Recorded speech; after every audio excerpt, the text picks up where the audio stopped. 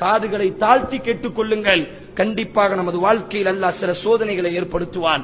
அந்த சோதனைகள் வரும் பொழுது இதற்கு பிறகு நமக்கு வேற ஒரு வாய்ப்பு இல்லையோ, நமது வசந்தத்தின் வாயிலெல்லாம் மூடிவிட்டதோ என்று நினைக்கக்கூடிய சோதனைகளை எல்லாம் அல்லாஹ் தருவான். நாம் நேசிக்கக்கூடிய உறவுகளை எல்லாம் மரணிக்க வைப்பான். நாம் என்ன நினைக்கிறோம்?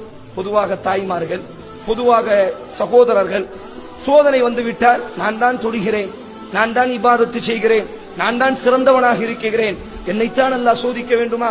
வட்டி வாங்குகிறார்கள், அநியாயம் செய்கிறார்கள், கட்ட பஞ்சாயத்து செய்கிறார்கள், பொம்பளை பொறுக்கியாக இருக்கிறார்கள், 2ஆம் நம்பர் பிசினஸ் செய்கிறார்கள், அவர்களெல்லாம் பணக்காரராக நிம்மதியாக இருக்கிறார்கள். ஹலாலான அடிப்படையில் வாழக்கூடிய என்னைத்தான் அல்லாஹ் சோதிக்க வேண்டுமா என்று நாம் வார்த்தைகளை விட்டு விடுகிறோம்.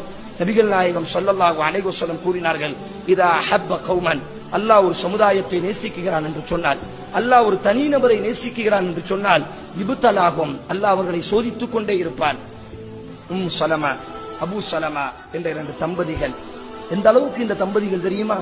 மக்காவை சார்ந்தவர்கள். இந்த 2 நபர்களுமே கணவன் மனைவியாக வாழ்ந்து கொண்டிருக்கும் பொழுது நபிகள் நாயகம் ஸல்லல்லாஹு அலைஹி வஸல்லம் இஸ்லாத்தை பரப்புகிறார்கள்.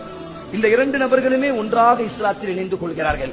2 நபர்களுமே ஒன்றாக அபிசீனியாவிற்கு ஹிஜ்ரத் செய்தார்கள்.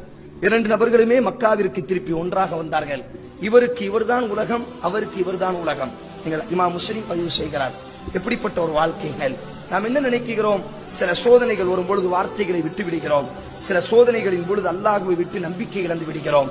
அல்லாஹ் குர்ஆனில் பதிவு செய்கிறான், ஃபலா தயஅஸ் மின் ரஹ்மத்தில்லாஹ், அல்லாஹ்வின் கருணையில் நம்பிக்கை இழக்காதீர்கள். இன்னஹு லா யயஅஸ் மின் ரஹ்மத்தில்லாஹ் இல்லல் கௌமுல் காஃபிரீன், இறை மறுப்பாளர்கள் மட்டும்தான், நாத்திகர்கள் மட்டும்தான் அல்லாஹ்வின் அன்பின் நம்பிக்கை இழப்பார்கள். அல்லாஹ் நம்மை கைவிட்டு விட்டான், அல்லாஹ் நமக்கு உதவி செய்ய மாட்டானா? நமது தாய் மரணித்து விட்டால், நமது குழந்தை மரணித்து விட்டது, நமது கணவர் மரணித்து விட்டார், இதற்கு பிறகு நமக்கு வாழ்க்கையே இல்லையா என்று நாம் யோசிக்கக்கூடிய பல தருணங்கள் நமது வாழ்க்கையில் வரலாம். காரணம், ஒரு முஃமினினுடைய வாழ்க்கை அல்லாஹ் சோதித்துக் கொண்டே இருப்பான். இமாம் முஸ்லிம் பதிவு செய்கிறார்கள், நபிகள் நாயகம் ஸல்லல்லாஹு அலைஹி வஸல்லம் சொன்னார்கள், ஒருவன் மூமினாக அவன் தன்னை இணைத்துக் கொண்டால் அவன் மரணிக்கக்கூடிய வரை அவனுடைய உடம்பிலும் உயிரிலும் பொருளிலும் குடும்பத்திலும் அல்லாஹ் சோதித்துக் கொண்டே இருப்பான். யார் அந்த சோதனையை பின்பற்றி பொருந்திக் கொள்கிறார்களோ அவர்களுக்கு அல்லாஹ் சொர்க்கத்தை வாக்கு தருகிறான். எவன் அந்த சோதனையை விட்டும் தன்னை புறம் தள்ளி விடுகிறானோ, அந்த சோதனையின் பொழுது எவன் மனதளவில் தளர்ச்சி அடைந்து அல்லாஹ்வின் பக்கம் நம்பிக்கை இழந்து விடுகிறானோ, அல்லாஹ் இந்த உலகத்திலும் அவனை சோதனையால் பிடிப்பான், நாளைக்கு மறுமையிலும் அல்லாஹ் அவனை பிடிப்பான் என்பதாக நபிகள் நாயகம் ஸல்லல்லாஹு அலைஹி வஸல்லம் கூறினார்கள்.